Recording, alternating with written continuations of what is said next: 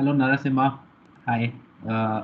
Yeah, so it's for everyone. Like we try to keep our videos off, and we will keep it on just for Bhavuk so that he can present us and take the session.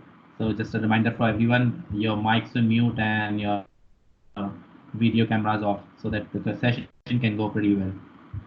Thank you.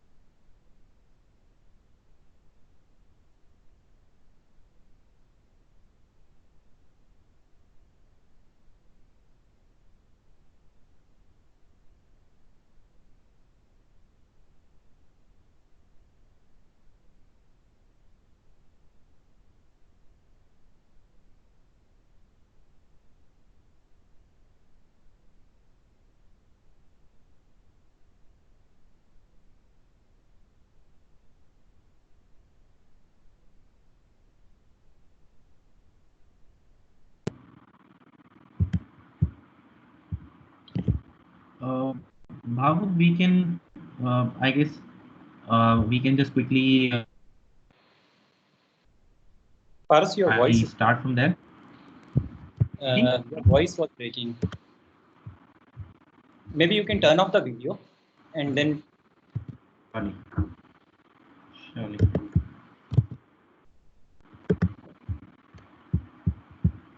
Okay, so I was just saying, like, we start uh, because it's already 6:35, and Sure. people can you can quickly give little bit of intros, and then you can start with that, right? Sure. So let me give a small quick intro. So hi everyone, Hi everyone, my name is Paras Pundir and I am the program manager at Microsoft Reactor Bangalore.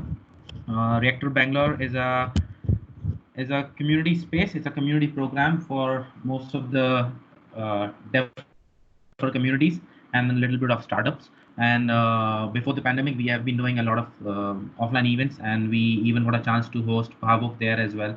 And everybody loved the session. It was a long session, and everybody just loved it. So keeping up keeping up the enthusiasm because things are not same like before. We have moved to online and we have been hosting these online series. This one is on Tuesday where we will have mostly on different topics coming up, and we have similar ones coming up in the row in the month ahead. And then similarly, we have Azure Happy Hours, which are mostly happening on Fridays, where you can take part. And then a lot of other global community events which have been happening in Microsoft Reactor globally, and you can access them through the Meetup page from where you have access this. Today we have Bhavuk, who is a founder at Data Couch, and he has been giving these sessions, I guess, uh, for a very long time, and it's not something new for him, and because he has been flying all over the country, all over the world, I guess, to deliver such sessions and been addressing to a lot of different audiences just like us. So it's a pleasure to host you, Bhavuk. Again, it's a pleasure to see you again, and we are glad that you have taken a time and delivering this session today. This is going to be almost a 2 hour session, so we request you all together to maintain the decorum. Try to keep your microphones on mute and your videos on off. And if you have questions, you can raise hand. You have anything specific you want to ask, let Bhavuk finish, and then probably you can unmute your mic if it's that important. Else he will be taking care of the questions from the message from the chat box where you can put your questions. And yeah, like try to make the session interactive. That's what we can do. Let's make the most of our time. And I now welcome Bhavuk to take it ahead. Off to you, Bhavuk. Thank you so much. Thank you so much, Paras. It is my pleasure to be here again. And, like last time when we had session, it was in Microsoft Bangalore office. And it was like full day session on a specific like data analysis, how to make data useful for machine learning. So it was actually it is a very detailed topic. Covering this in 2 hours is not doing justice to the topic, but like we have constraints, and staying online for one day is also very difficult for the participants given you have so many other commitments and it's a working day. So anyhow, whatever we will cover today, we will just ensure that we get the maximum value out of our participation in this session. So I would try to make it more interactive. So I will be looking for your questions on the chat. So in case you have anything, feel free to share your thoughts on the chat. So it's fine, like no question is basic. So feel free to ask questions, even if you think that this may not be so much advanced question, or you think that it is not relevant. Keep throwing the questions. So I will see like which questions will make more sense. I will prioritize, and accordingly we can take those questions forward. So in case something is left and you think that that is not covered during the session because we are having 2 hours, then we can always stay back, and after 8:30 we can discuss about those questions. Like someone maybe wanted to become data scientist, and what is the path. So these are like generic questions that we can take up after 8:30, but till 8:30 within next 2 hours we can focus on the specifically the pandas library and how to perform data pre-processing. So I can see there is one person who is raising the hand. If you can just let me know your question. I think Arunima, you asked. Arunima, do you have any question? You raise your hand. You can unmute yourself in case you want to ask something, or you can ping on the chat. Okay, so I think it is by mistake, Arunima. In case like you are not asking anything, you can just lower your hand. So there is an option.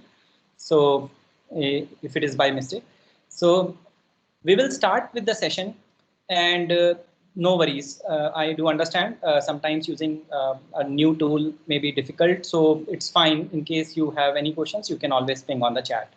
So let's start with the session, and it's very interesting topic because in this topic we are going to discuss one of the key areas, which is like data pre-processing, how to make data useful for machine learning, how to manipulate our data using Pandas library. So we will be looking into that throughout next 2 hours. But before we actually look into the code, I will be covering a lot of discussions through slides as well as whiteboard.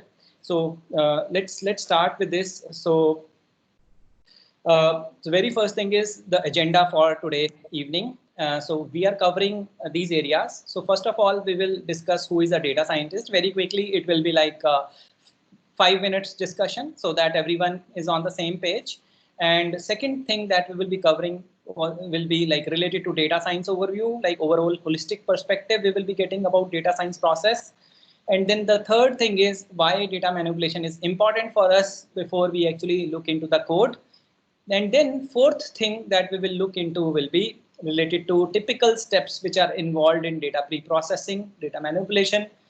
And then fifth step is data wrangling using Pandas. So that is hands-on portion that we will be doing through Visual Code, VS Code.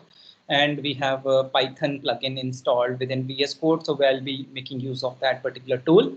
And then last one is the next steps. So these are the 6 things that we want to cover today. So this is the agenda. So this is about me. I am having more than 16 years of experience, and I worked in a lot of projects related to cloud, big data, machine learning, AI.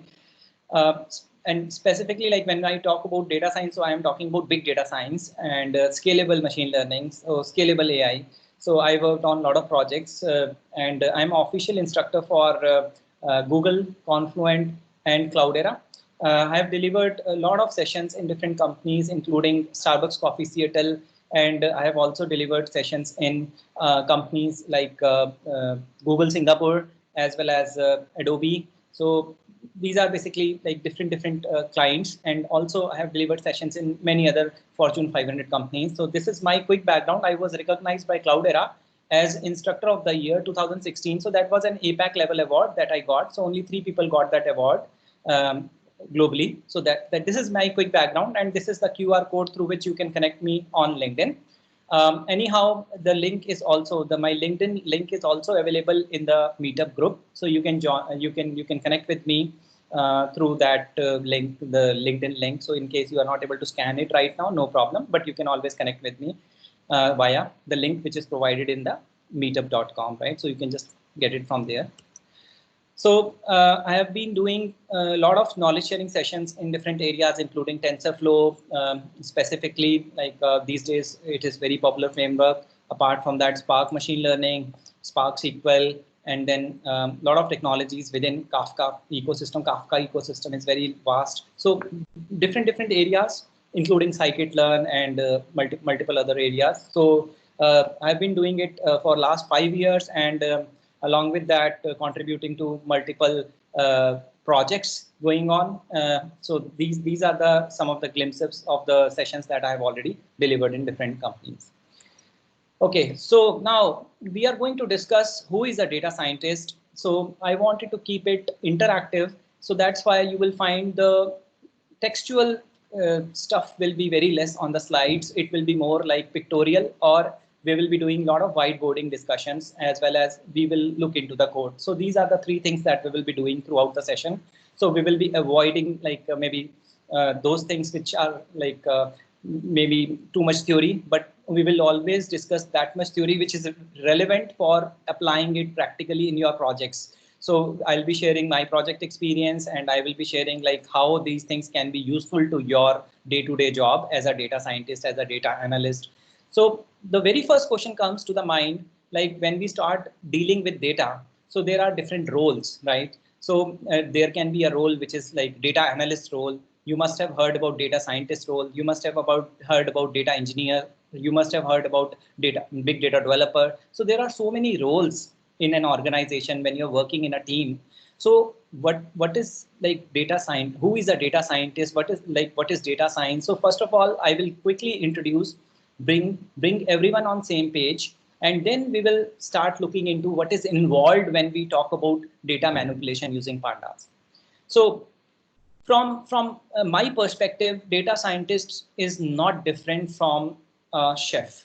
So you can see like a chef in the working in a kitchen. So basically, you must have seen a program like MasterChef, MasterChef Australia or MasterChef Amul MasterChef. So there were so many programs being telecasted on the television, right? So these programs are basically having a competition going on. The chef will prepare something like using different ingredients, and then basically it will serve to the audience, right? Or the it will present it, right? So the chef will present it. So who is a data scientist? Data scientist is a chef, and you know, chef is responsible for so many things. So chef is responsible for acquiring data. So you can see the chef will go out in the market, acquire the ingredients, and these ingredients are basically your Twitter data, weather data. This can be data from enterprise sources. And you know, like when we work in an enterprise projects, then you will find there are more than 50 different sources, different data sources. Maybe one data source for customer information, another data source for product information, another data source for maybe orders information. So you have so many systems when you're working in a project, enterprise project. So you can expect you can have more than 50 different data sources in an enterprise. And not just internal sources, you will have external sources also, like I mentioned about social media data, or it can be like weather data, or it can be like data from any other external partners, or it can be from different customers, right? So data can be coming from different sources. So that's what I'm depicting here. So the chef who is going out in the market. So as a chef, when you're playing a role of a chef in your team, you are a data scientist. So you are going out in the market, you are acquiring the data, you are basically gathering the data. So this is called content acquisition phase. You are acquiring the data.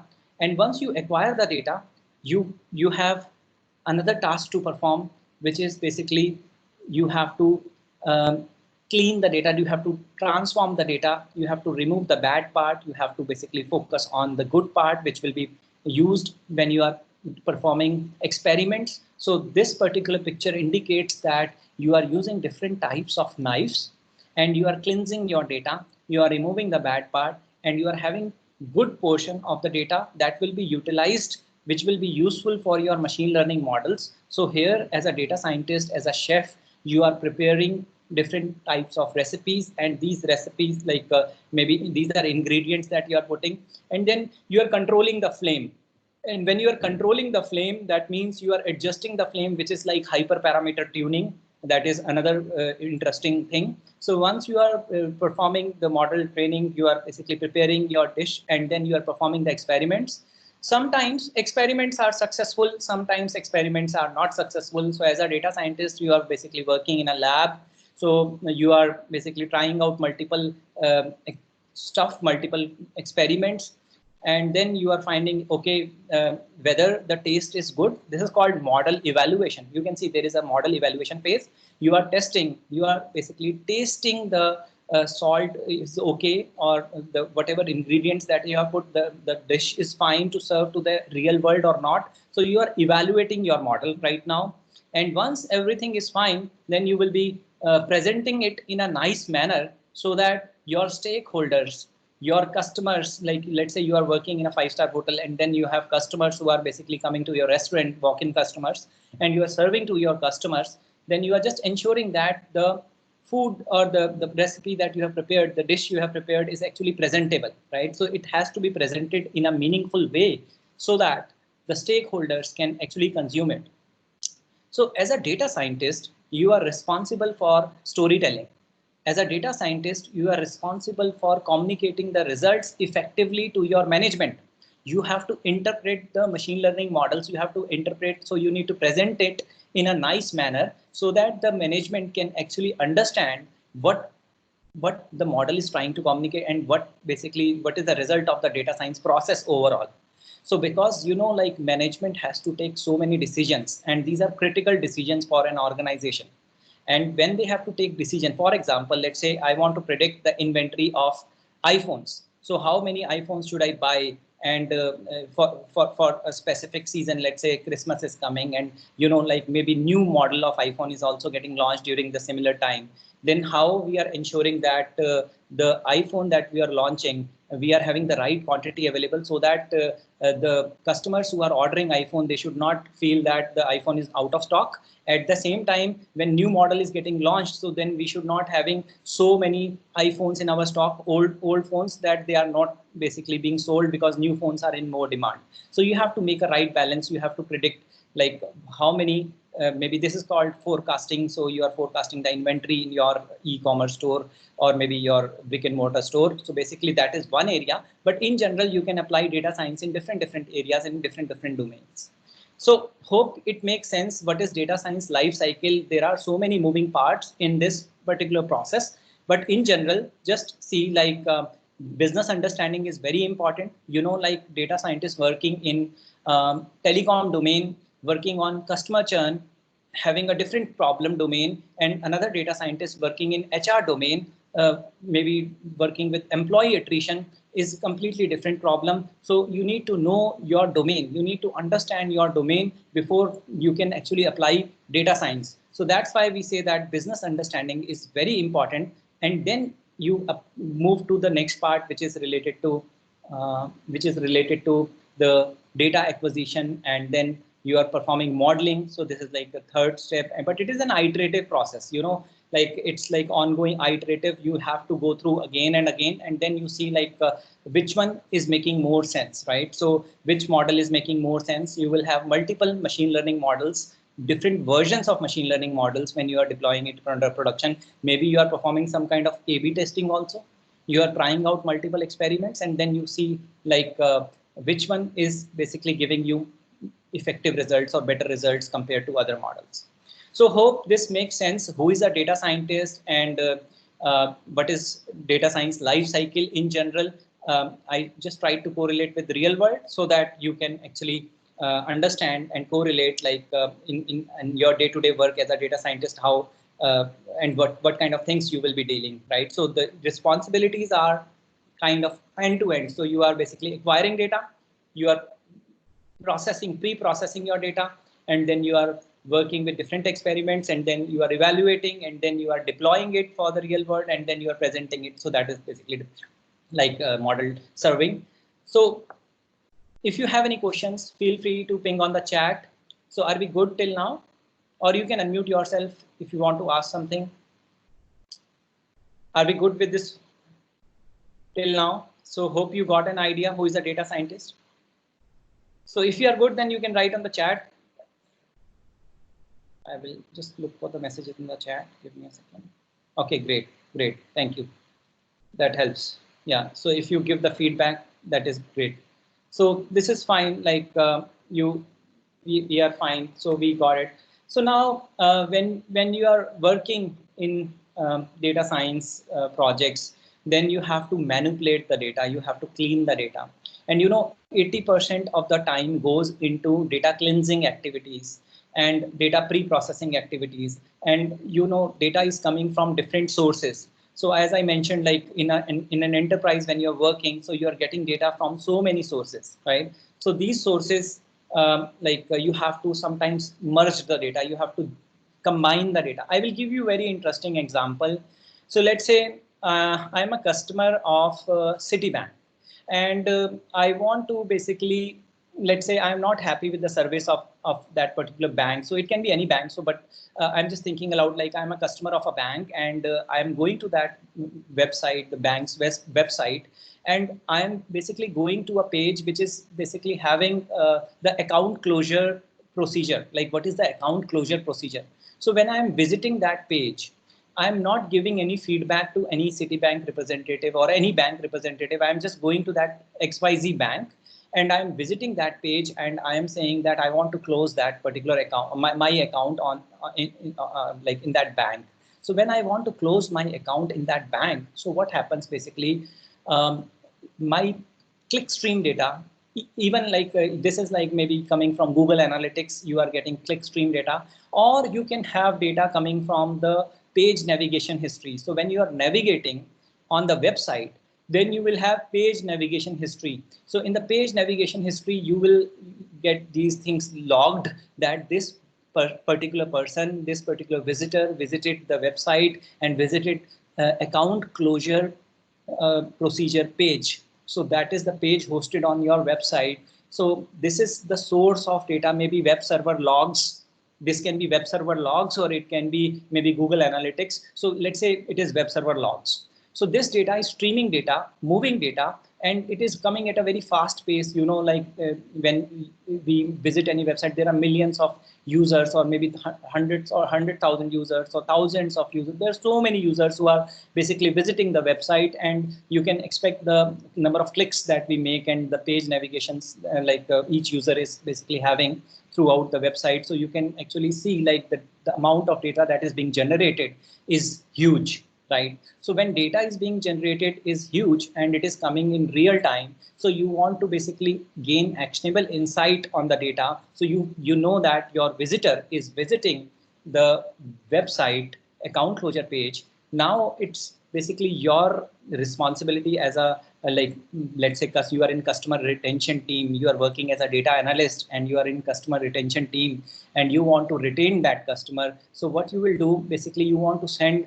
loyalty rewards, or you want to send email to the customer that please don't close the account. We are giving you some additional maybe offers, some kind of coupons or maybe loyalty bonus, so that customers are retained. So what you will do, so you got the data from web server logs. Now the second source of data is the place where customers are registered. So, you know, your customers are having their email addresses. So first source of data is navigation history, which is coming from log files, and it is streaming data. And second source of data, which is there, is basically coming from the relational databases where you have customer information and CRM system, let's say customer relationship management system. And that CRM system is having the email address of the customer. Now, you are joining these two data sets together. You have common key, which is basically customer ID. Maybe you are storing that common key in the cookies, and through cookies, you are sending it to the web server log files, and you are logging that particular key in the log files. And then you are joining these two things together. So based on common key, which is customer ID, you are joining these two data sets. This data set is coming from CRM data set, which is having the email address of the customer. This data set is basically having the log, the navigation log or the page navigation history. And when you join these two things together, then you are able to get the email address of the customer who is basically visiting your account closure page, right? So how to close the account. So that particular customer was reading those instructions on your website. Now you can send email very easily. So I just gave you one example that the data for a particular customer comes from different sources. You know, I have given you very simple example when we are joining these two things, but you can imagine in an enterprise, we can have n number of sources. For example, customers can interact through phone banking also. Customers can interact through mobile application also. Customers can interact through kiosks. Customer can interact through ATM, customer can interact through, maybe there are chat bots, right? So there are so many different sources. So if you want to find out the customer 360, you know, very first use case that we implement in big data science project, you will when you work on data science projects or big data science projects, and that project is focusing on customers, then you would be implementing like this will be like very first use case, like customer 360. So every company wants to understand who is my customer, right? So if you know your customers very well, then only you can sell the products to your customer, or you can monetize on the behavior of the customers. Are we clear? So when we are working in a project like data science project, then definitely you have to look into various aspects. So you have to give more context to your data science experiments, right? So that's why I'm highlighting this particular fact that data comes from different enterprise sources, and these are disparate sources. They are in different shape and form. For example, you can have data in CSV files, you can have data in maybe Parquet file, you can have data in XML file, you can have data in JSON file, you can have data in maybe images, you have data from different sources, different shape and sizes and forms, right?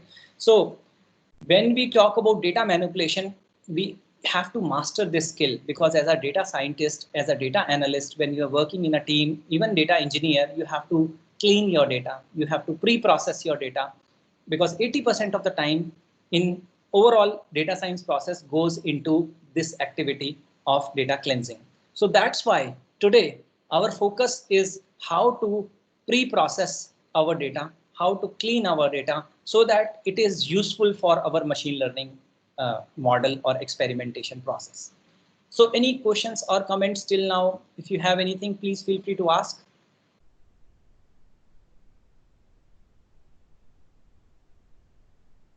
I'm looking for your questions on the chat. Are we good till now? Okay, so I'm moving on. There are no questions till now. So when we are working on data science projects, so when we are working in a kitchen, so you have different types of knives. Yes, so we need to have domain expertise to adopt data science projects, definitely, because without domain expertise you cannot basically understand like the first of all business problem that we are trying to solve. So business problems can be of different areas. So as I mentioned earlier, the customer churn problem in telecom domain is completely different from the employee churn problem in HR domain. So domain expertise is very much required when you are working in data science project. That is why, as a very first step, if you see, we have business understanding. So if you don't understand the business, then you cannot be a good data scientist. You can be machine learning engineer, but it cannot be like you are a data scientist, because data science involves business knowledge, right? Domain expertise, which is very much required. Yeah.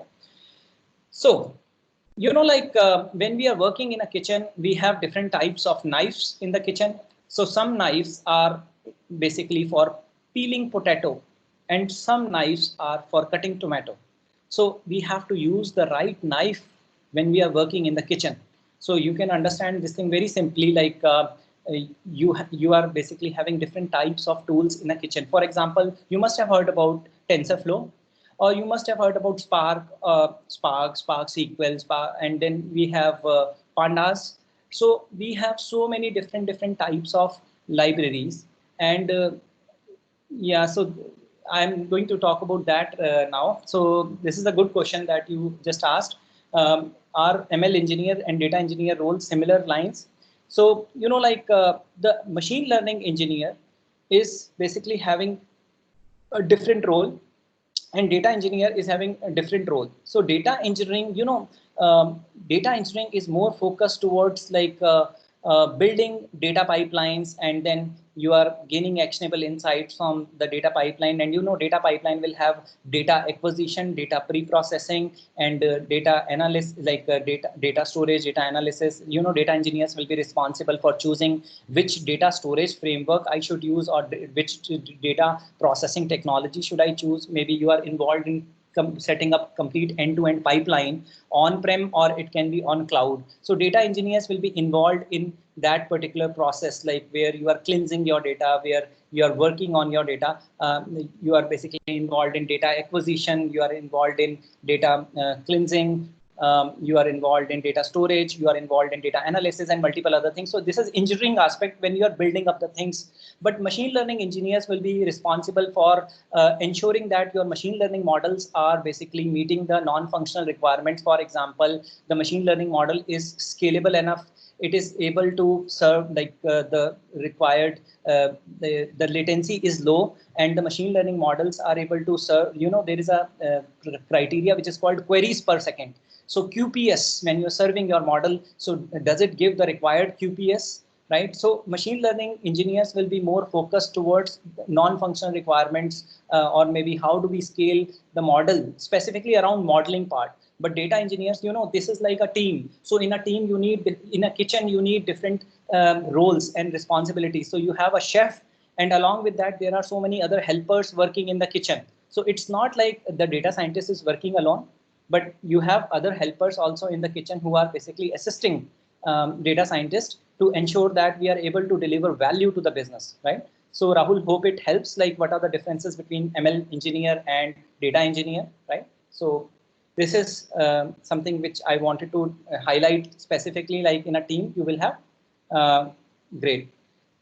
So in a team, we have different roles. So we are basically now looking into the different types of knives. Yeah. So yes. So mathematics, you need to be comfortable with different topics in linear algebra, as well as we have statistics, and we have probability. So these are specific areas. So I will share like a blog in which you can actually see like which all areas you need to focus. Maybe after like 8:30, I can share that particular blog once we are done with the session, and then you can see like if you are not good in mathematics but you are good in programming, then which all things you need to focus. If you are good in programming or you are good in statistics but you are not good in programming, then which all things you need to focus. So I will share list of resources that will be helpful to you to actually know like which path to follow, which all links we need to follow. Then these are all free links, right? So that means like you don't have to pay to anyone to learn data science. So I will share all these links during this session only, like towards the end of this session. So in this particular session, we are working with VS Code, Visual Studio Code, and this VS Code is having a Python extension, and this Python extension is helping us to run Jupyter Notebooks. So we will be running Jupyter Notebooks within VS Code, and it is already installed on my system. So we are also using Pandas library. So these are the things, these are the knives that we will be using in kitchen today. And our kitchen is basically VS Code. And these knives, we are using Pandas, but you can have a bigger knife, which is Spark SQL, or you can do it in Azure ML Studio. So these are different the types of kitchens, or we are using different types of tools in the kitchen. So it depends, like if you're working with the data, small data. So when you're working with small data, maybe Pandas is okay. But when you're working with data which is beyond the size of your memory, like RAM or because Pandas, the data frame that may not fit in the memory because the size of data is huge. So then you have to go for data frames which are available in Spark SQL, right? Or maybe other technologies which are basically giving you option to perform scalable machine learning, right? So right now we are using small knife today in the kitchen, but you can always work with other technologies which will enable you to work with big data. And these are bigger knives which will allow you to process a lot of things, even if it is beyond the size or the memory limitation. And because these days data is in petabytes. There is a question is, what about data science used in astronomy? I mean, which domain should I have to expertise on, in which my study should be streamlined before I can start doing projects in the field? So, okay, so this is specific to a particular domain, astronomy.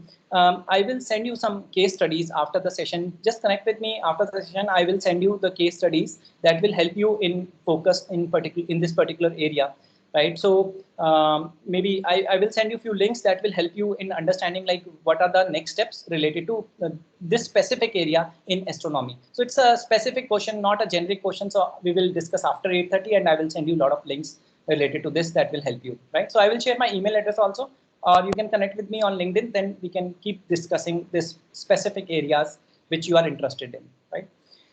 So hope you got this idea. Like today we are making use of sure, Atul, I can send you those details, and I can send you some additional things that will help you. So just ping me on. Yeah, so how can a different background person self-learn and do projects on their own? Yeah, so Puneet, this question will be answered when I will be sharing a link. Like I can do that immediately after this session. I can share that link that is handy with me. So you will get to know like how can you do self-learning of data science? How can you basically learn and apply this thing in various projects, not just toy data set, but otherwise also how can you apply the concepts that you will be learning in data science into various projects, and how this will help you in getting a job that you are basically looking for, right? So there are so many tools. How can we decide which one to choose when? This is a very interesting question.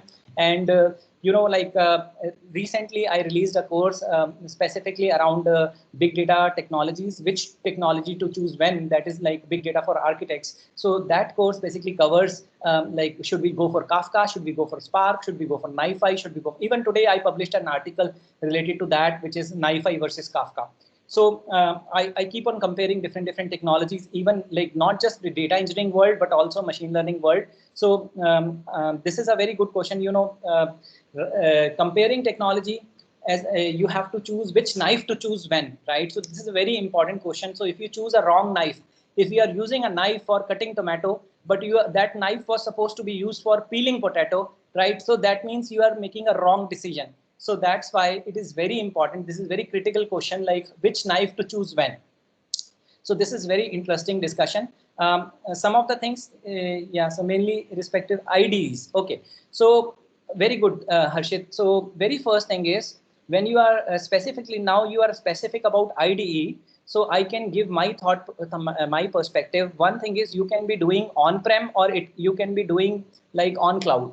So very first thing, let's say you are doing experimentation on-prem. For example, I'm using VS Code, right? So in this particular case, I'm using IDE, VS Code, and I'm installing a plugin, which is Python extension in VS Code. So this is my data. I am not sharing with anyone. It's on my local system. So that is one perspective. But another perspective is I am not able to scale beyond a certain the amount of memory or the amount of the size of the disk, because I am processing the data within my system and I am limited by the capability of my system.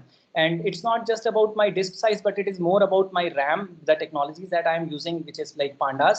So this is like very first thing. Second thing is, within that IDE, I can choose basically, maybe you can use Spark. So this is on-prem when you don't want to share your data with anyone. You want to work within your company, and your data is very much, let's say you don't want to upload the data to cloud. This is one approach. Second approach of using IDE can be, I can actually upload data in Colab, Google Colab, or maybe you can use it in Azure Notebooks, and there you can experiment. So again, if you are using Azure Notebooks, so Azure Notebooks are also limited by the container which is running behind the scene. So it is also not a scalable option, but you are uploading it on the cloud, so you don't have to set up any IDE. You don't have to set up anything on your local system. It's already there on the cloud. So you are just uploading your data, you are running your experiments on the cloud, but that is, like, again, not a very scalable option. Third option in the cloud is Azure ML Notebooks. So when you are using Azure ML Notebooks, then you can go beyond what one machine can do, and you can scale your experiments on GPUs, and you can do it like you can just upload your data. You can do scalable machine learning. So this is like another perspective. So you can choose, first of all, do you want to do it on-prem, or do you want to do it on cloud?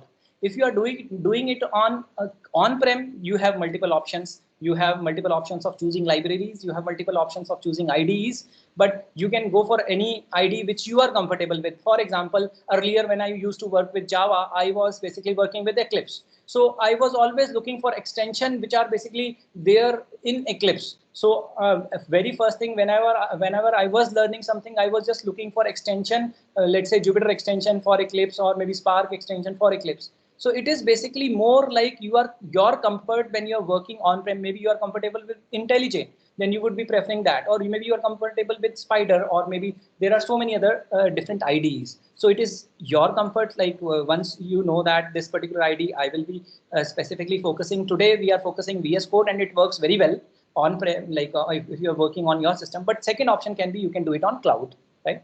So hope this makes sense. Yeah. So who asked this question? Let me scroll up a bit. Let me go up.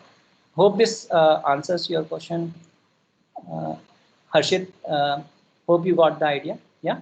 So I would suggest, like depending on the tool that you're using, you will be choosing your IDE, and lot of times same IDE will be giving you a lot of extensions that you can always look for. In case if there is some favorite IDE, you can look for the plugins or extensions within that particular IDE. For example, Python extension for VS Code. Okay, so now the steps which are involved in data pre-processing. There are multiple steps involved, and understanding data is the very first step. So as a data scientist, you should get comfortable with your data, and you should basically know what you are doing. It's not like you are just throwing your data to the machines and then you're expecting that machines will learn automatically. This is one approach. A lot of people do that, but this is not the best approach, or this is not the effective approach. So when I say effective approach, this is something like you are not doing effective machine learning. You are just throwing your data and then you are looking for like the results. So then in that case, you are wasting a lot of compute resources. You are basically being charged on the cloud. So you should be always considerate about this fact that in case you are working on cloud, then the credits, the cloud credits, they should not be like wasted. So they should be utilized in solving your business problems rather than just like throwing the raw data to the model and then your compute resources are getting wasted. This is one approach. But second thing is like the second thing is you do some provide human insights, and through human insights you are basically able to understand like what does this data mean, and if you can simplify this input to the machine learning model, then the machine learning model will understand it in a better manner or easily, and then less compute resources will be wasted. And second thing is like you will require less data to actually run that particular experiment. Yeah. So now I'm going to discuss data pre-processing and I will be doing it on whiteboard. So let's do this thing. I'm going to a whiteboard and I will be starting this discussion, how to make data useful for machine learning. So this is again related to data pre-processing and whipping your data. So you are basically converting your data in right shape and form so that it can be consumed by different machine learning models. So you know, like very first thing is we are having multi-step process. So when we say data pre-processing, you are using a knife to clean your data. You are removing the bad parts. So when you are removing the bad parts, first of all, you have to perform data acquisition. So let me use this color. So let me use this. So first of all, you will be performing data acquisition. You will go out in the market or get the data from the market. This is content acquisition. Sometimes in companies, we have a different team which is responsible for performing this content acquisition. This content acquisition can be done through, let's say you are getting Twitter data, you can use Twitter streaming API to acquire data from Twitter. You can use maybe some tool like some library like Scrapy, or you can use Kafka, you can use like Kafka connectors are available, you can use NiFi, you can use maybe Scoop. Scoop is an older solution nowadays. More NiFi is popular, or because streaming ingestion, streaming data is more common these days compared to batch data. But you will find Scoop, Kafka, Flume is also old now, and then NiFi, and then there are multiple other tools, technologies, libraries available in data acquisition phase. So once you acquire the data using different technologies, you will be performing data validation. So data validation is something which is like the very first step after data acquisition, because it is important that you validate the data. So the thumb rule is never rely on your upstream system.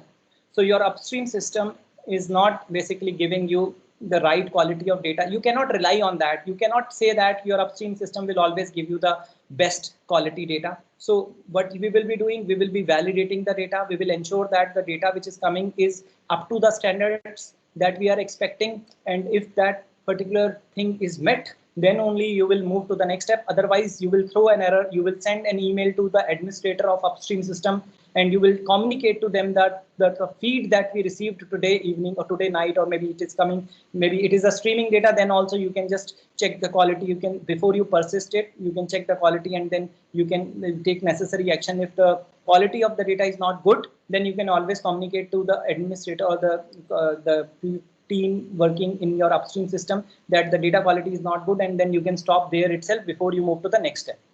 So after data validation,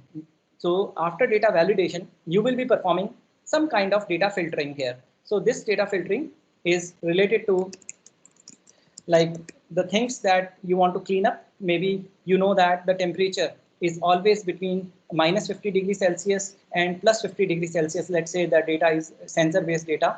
and you are expecting the data should have this kind of, so you can say that whatever data which is coming beyond minus 50 degrees Celsius and plus 50 degrees Celsius, then you can say that I want to filter that data, because that is something which is maybe a calibration issue of the sensor that is not relevant. So you can clean the data, filter the data. So this is another interesting thing. Apart from that, you can also perform deduplication of data here. So you can actually go to the next step, and then you say, okay, I am just performing some kind of data cleansing, data deduplication, right? So here again, this is like maybe your data is having duplicate records, and today when we are working with pandas, you will see that we will be performing this kind of data deduplication. Now the next step is basically we have to perform some kind of column pruning. Column pruning is removing the unnecessary columns. So can you please clear the difference confusion, data analyst? Okay, very good. So okay, so this is a very good question. So let me use a whiteboard. I will come back to this discussion later. First of all, let's clear this thing. There are two fields. One field is engineering field. Another field is science field. Science. There are two fields. So engineering and science. So I'm just drawing a here. So let's say engineers. Can you tell me engineers are engineers responsible for building up the things, right? So you can see like engineers, they are responsible for building up the things. And science field is about experimentation, experimentation, right? So this is the like building up the things, like you have civil engineers. Civil engineers are responsible for building the bridges. For example, we have software engineers responsible for building softwares. Similarly, data engineers responsible for building data pipelines, right? So okay, which role should a person opt for while moving from developer into data role, right? So I will come to that. First of all, I will address the question that you asked, because you asked a couple of questions there. So I want to clarify that, and then I will come to this question. So here you can see we have engineering field, and within engineering field we have multiple fields. So I will just write down here. So we have this engineering field. I am just writing here. So within engineering, you can have multiple fields. So I'm just writing here. So you can just see we have, let's say developers, right? So I'm talking about data engineering now. I'm specific to data engineering, and now I'm talking here. I'm writing data science. So data engineering and data science overall. So this is one field, and this is data science field. Data engineers, they are very good in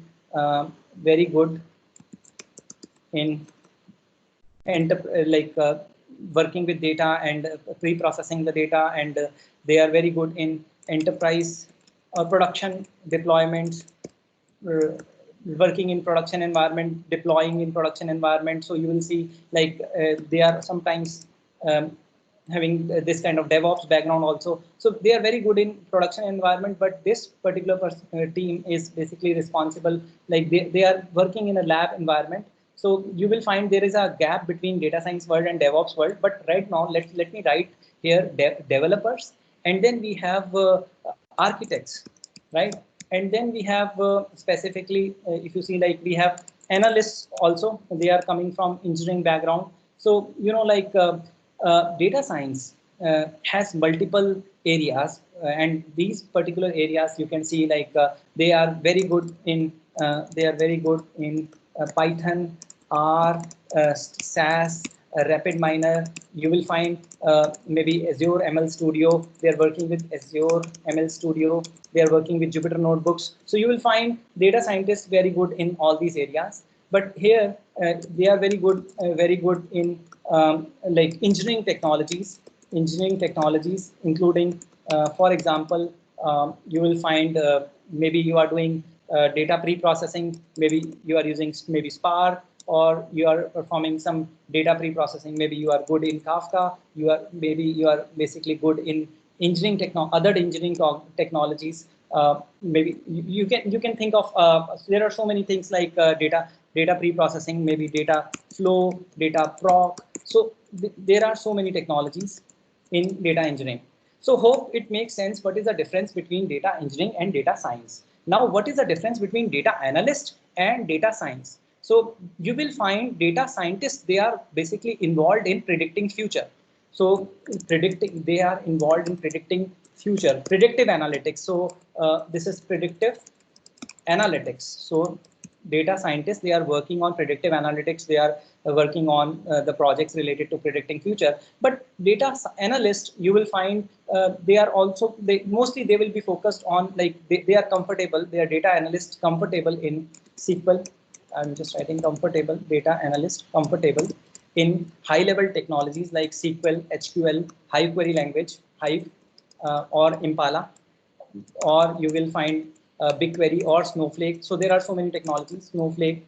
So these days, this is another important, interesting technology. And then you will find these data analysts, they are comfortable with these kind of technologies. So I'm just, so you will find data analysts, they are mostly working with historical data.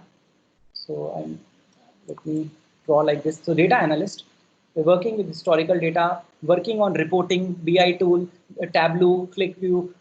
So you will find analysts are doing or working in these areas or using these technologies. But data scientists, they are more into storytelling and more like predictive modeling, and they have statistics background, data scientists. But data analysts may not have statistics background, right? So this is like more like finding patterns in the data, but it may not be predictive. It is not like a 100% predictive analytics, but data scientists, they have to know on this specific area. So hope this makes sense, Bipin. Like first question, it makes sense. Yeah. So what is the difference between data engineering and data science, and what is the difference between data science and data analyst, right? So next question is, which role should a person opt for while moving from developer to data role? So when you are moving to a data role, definitely, you know, like moving to data role is a logical step in the sense if you want to work with machine learning, data science, or artificial intelligence, because heart of artificial intelligence, data science, or machine learning is data. So when you are moving from developer role to data role, so you will be starting to work with different projects related to, maybe those projects are related to data pre-processing. So the things that we are discussing today will be useful to you. Then you will get to know, like as a developer, when you are, let's say you are using Python, you are maybe in QA also, sometimes you are using Python for scripting. So when you are using Python for scripting, then you can see like which Python libraries should I use for basically working with data. So that can be pandas, that can be like NumPy, that can be like scikit-learn, that is again machine learning specific. But this is the natural path. And today, when we see hands-on, then you will get to know like how a developer can actually move to data role. So this particular session will be useful to you. Yeah. So Bipin, any further questions? Does it help the discussion that we just had on the whiteboard? So I understand we are having limited time, but I'm trying to answer the question as much as possible. But in case something is not answered, then we can always discuss after 8:30, or you can send me email. So Bipin, is it okay?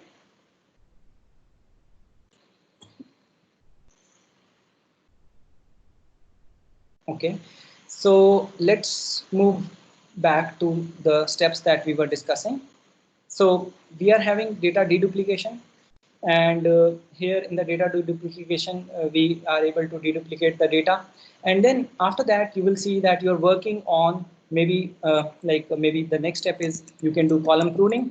You can remove unnecessary columns, and you can actually have another step here in the pipeline. And then you can have another step in the pipeline, which is related to like how to handle missing data. So this is like how to handle missing data. Let me do that. So,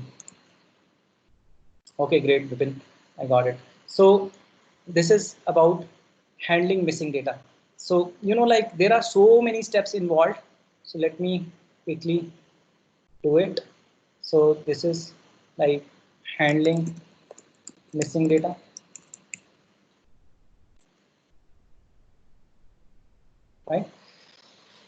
Apart from that, you will be working on like multiple things related to, let's say you have another interesting thing, which is like uh, performing data consistency checks. So you are having next step, which is data consistency. So I'm just writing very quickly. This is data consistency. You need to ensure that data is as per the consistent standards. For example, in one system mail is 0 and another system mail is m. So these are two different systems, but they are maintaining the same attribute value in different ways. So you have to bring data to the consistent standards before you can use it in your analysis or machine learning model. So this is data consistency. Next one is basically data encoding. So you are like converting your categorical data into numerical data, and you are having here next step, which is data encoding, right? So this is like encoding the data, converting, because a lot of machine learning algorithms require data in numerical format. So it cannot consume, there's so many algorithms, they cannot consume data in categorical format. So that's why we have this data encoding. So next step would be like you are having outlier handling, because there can be some extreme values. So how will you take care of extreme values in your machine learning? So you have to pre-process the data. So you can actually have another step, which is maybe outlier handling. Maybe we have another thing which is related to business specific data cleansing. So you can actually do that. So this is another step, but I will just move to the next one, which is related to maybe you can do some kind of data normalization or data standardization. So I'm just having another step here, data standardization, data normalization. So this is another technique that you can use, because sometimes it happens that in your data you are, let's say, working with salary data, and this salary data you are having maybe the data is maybe one column is having age and another column is having salary. So age, usually you will have, let's say, between 20 years to 60 years, right? So when age is between 20 years to 60 years, then what will happen basically, the range of value is very small. But if you have another column which is having values between, let's say, few thousand, let's say salaries, maybe sometimes going in 6 digits also.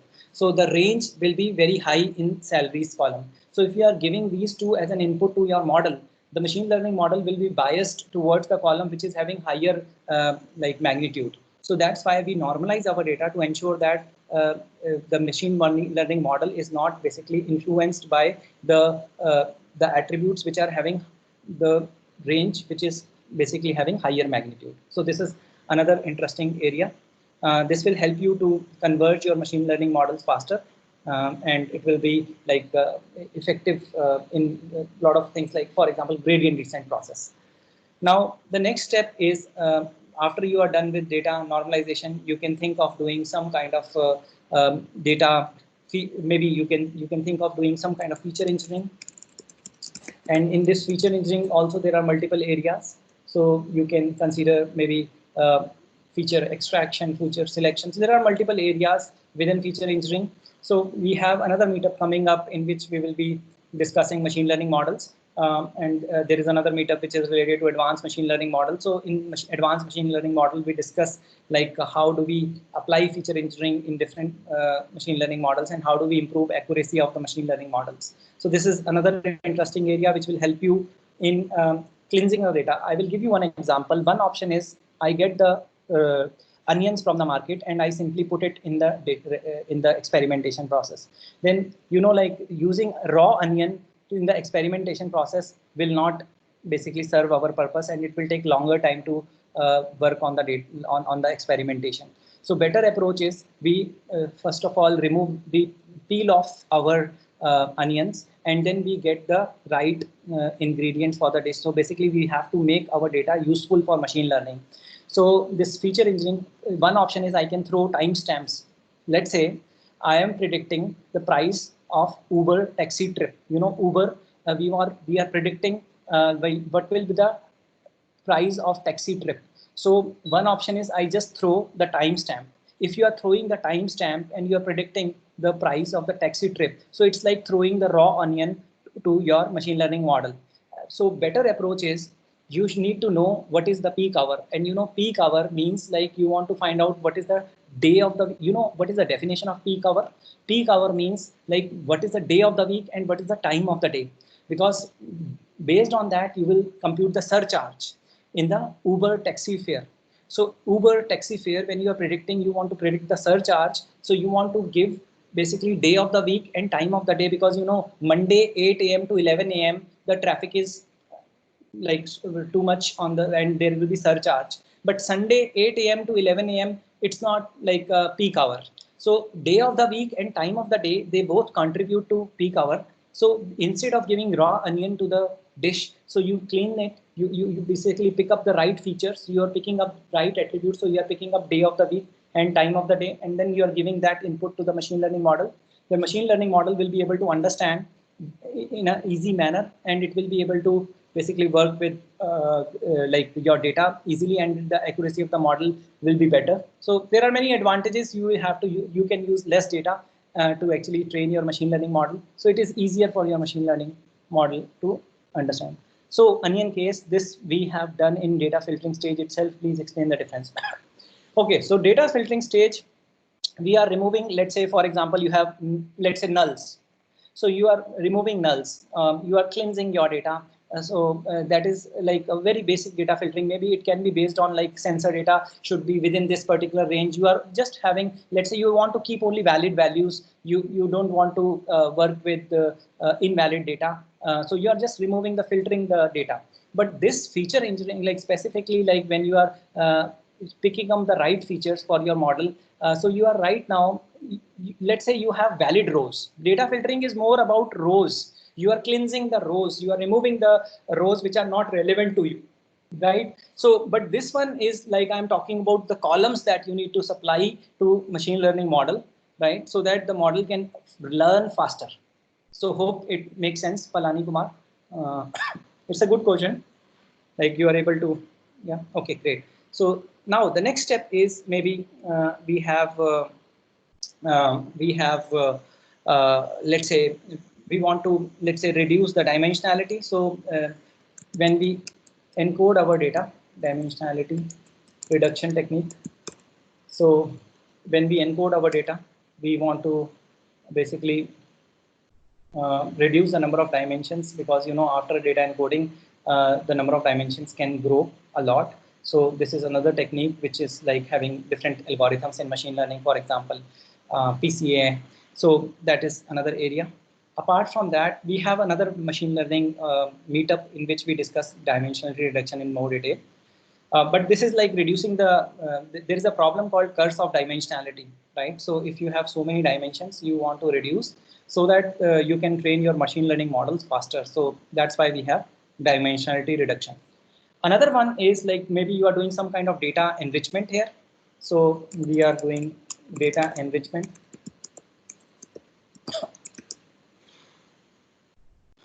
Enrichment. Right, so you are enriching your data. Maybe you are doing metadata enrichment also. You are enriching your data. So you are adding, let's say you are having a column. You are having maybe, so you are adding more columns. You are enriching your data, computed columns from existing columns. So it's a lot of things are related to feature engineering also. Yeah, so definitely when we reduce the dimensions, there are impacts. And as I mentioned, like dimension reduction, we discuss in more detail when we are discussing specifically about the machine learning models related to PCA. Yes, there is an impact. So can you learn more dimension reduction? Yeah. So this dimensionality reduction is basically, let's say you have a machine learning model, or maybe you are training machine learning model with a lot of features. But you know that if you give so many features to machine learning model, then you need lot of data to train machine learning models. So if you want to train your machine learning model faster with less amount of data, then you will reduce the number of dimensions so that the training can be faster. Yeah. So as I mentioned, this is something which is a very detailed topic, and explaining this will take time, at least half an hour, to cover like how do we reduce number of dimension, what are eigenvectors, what are eigenvalues. There is a lot of mathematics involved here. But for the time being, just understand we are reducing the number of dimensions. For example, I will give you very simple, very interesting example that will basically help you in understanding it. For example, let's say I am having millions of movies. So or maybe you can have stock exchange. So how do you represent like let's say thousands of stocks in the stock exchange? So if you have to describe to someone that how did India perform today, how Indian stock market perform today, so you will simply say that BSC index went down and NSE index went up, or maybe NSE went down and BSE went down. So you are reducing the number of dimensions of the stock market.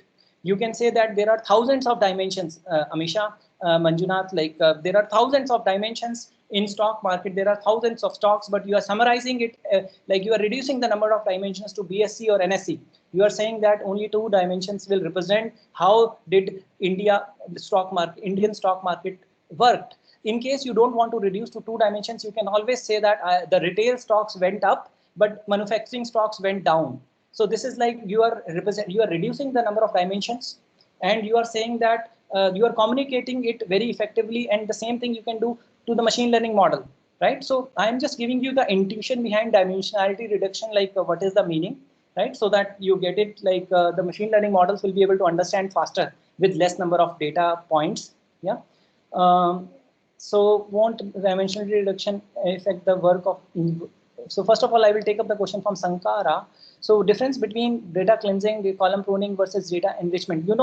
When I'm talking about data pre-processing, 80% of the time goes into this activity. So right now I'm actually focusing on the detailed steps, Sankara, which is basically having this particular flow. Or it's not like I will talk about the flow and other things, like once I complete it, I will summarize also, but just understand data cleansing, data pre-processing, 80% of the time goes into that activity. And during that, when you are doing data cleansing, then you are also handling outliers, you are also handling data consistency, you are also looking into data normalization, everything, so that it is useful for machine learning, right? Data deduplication also. So this all like data filtering, data cleansing, it's all part of data cleansing as such.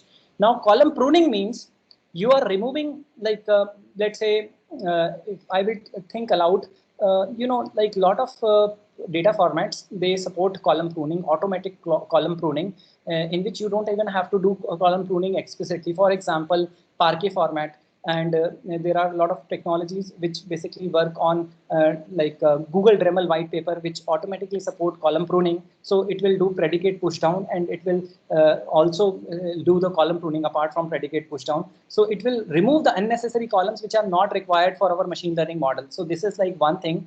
But second thing is, like, you have your own explicit feature selection technique, which is part of feature engineering, right? So you can say that these particular features are important for my machine learning model. So I don't want to throw 100 different features to machine learning model, but I know that 4 or 5 features are actually able to represent my entire data set, like 97% of the data set can be represented.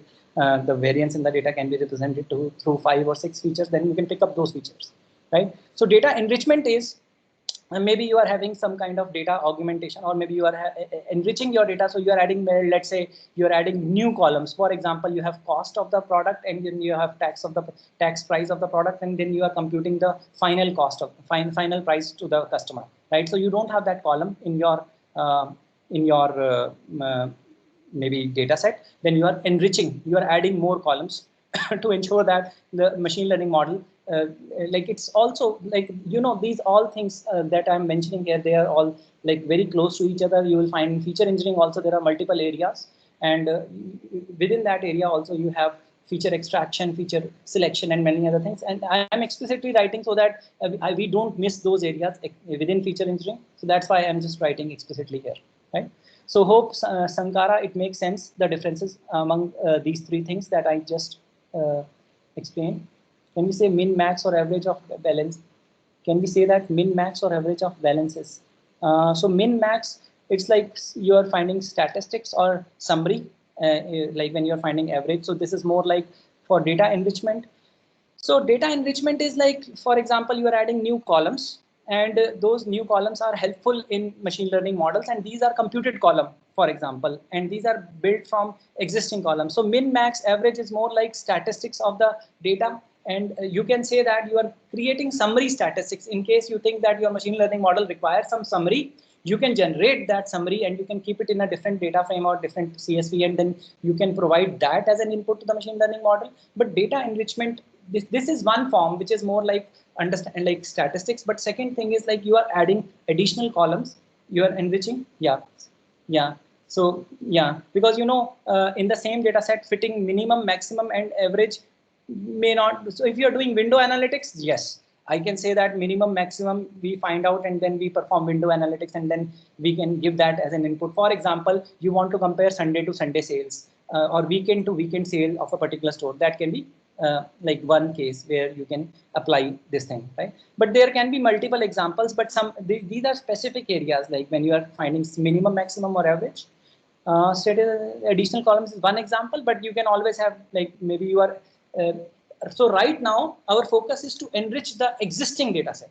So you have 100 columns, you are adding more columns into the existing data set. That is like enrichment, right? So but you can always create summary data which can be a separate data set, right? So which can go as an input to the model. Okay, so the next one is won't dimensional reduction affect the work of feature engineering? Like yeah, empty. So this is weekly. Weekly. This is summary. You can always create summary statistics, or you can use window analytics. Okay. So now won't dimensional reduction affect the feature engineering? The overall dimensional reduction definitely impacts the modeling, right? So because when you are reducing the number of dimensions, then the interpretability of the model is reduced, as well as you lose some information in the the machine learning model, the information that we want to provide to the model, we are definitely losing that information in general. Overall, the modeling process, dimensional reduction definitely impacts that, because we are losing the interpretability as well as, but the second thing is like when we are performing dimensional reduction, then we are losing some of the meaning also, right, in the data. But at the same time, the dimensional reduction is helping us basically for like summarizing the data. We are compressing the information, and less data will be required for performing machine learning, right? So like this is something like which is helping us in after data encoding step. So if you are doing data encoding, then it will help. So hope this answers the question. Okay.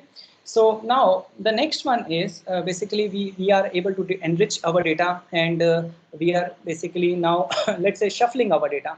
So I'm just having another step, which is, let's say, shuffling our data. So let's see the time. We are only having 45 minutes, so I need to be fast. So data shuffling. So this is another step, and then we can have another step, which is like maybe you are performing data merging from coming from data coming from different sources. I can say this is data merging. You can have another step, which is like data sampling, data splitting, data analysis. So there are so many steps. I am just writing data analysis, let's say data sampling, data splitting, and then I am also having, maybe you are having, finally you have modeling. So you have this so many steps involved here. So you can have data merging, data here you can have data merging. You are merging this data. I gave you that example of log files, and you are merging with RDBMS. You can have data analysis. You can have data maybe splitting. You can have data, maybe this is finally, for example, modeling phase. And like I have not mentioned exploratory data analysis. I will just quickly mention that also. So these are all phases going on. And even though I have represented these arrows, but I will also mention some caveats, the things that you need to take care. This is like I'm going here. So now just see few things to understand. I'm just using a different color here, and I am mentioning interesting part here in green color, which is like an ongoing activity. So throughout this thing, you will be performing some kind of this arrow indicates that you are all this arrow up and down, you are always doing exploratory data analysis. So I am just writing exploratory data analysis is an ongoing phase. It's an ongoing phase. And when we look into the code now, then you will get to know like what I mean to say, that this is like an ongoing. Also, please don't interpret this as a sequential diagram, right? So even though I am showing it as this thing like arrow, but this arrow has some meaning. So I will talk about the pattern that you need to see. So very first pattern that you need to see is data validation must be performed when you acquire the data. So this is the takeaway. So I am actually mentioning this thing. The data validation must be performed as soon as possible, so that you should not rely on your upstream system. You never know the feed quality, so you should basically clean the data and validate the data as soon as possible. If data is not proper, then there is no point proceeding further. This is first takeaway from this picture. Second takeaway from this picture is basically this particular thing, like we need to do data filtering, data deduplication, this column pruning. You are reducing the size of big data.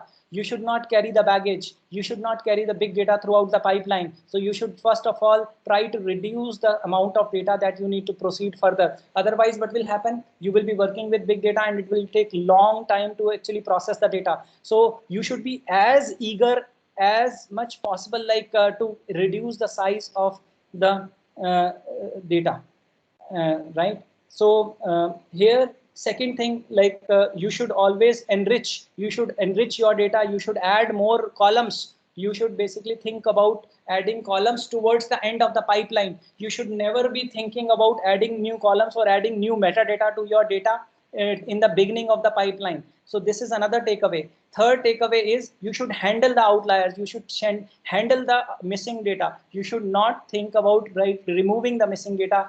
You should not think about outlier removal. You should basically think about handling them. So handling can, like removing can be one part of handling, but it is not like you should always think about removing the outliers, removing the extreme values, or removing the missing data, right? So you should basically always think about like converting categorical data to numerical data only when, this is an optional step, only when the algorithm requires that. Some algorithms, they don't require data encoding. So it's not necessary that this step will always be there.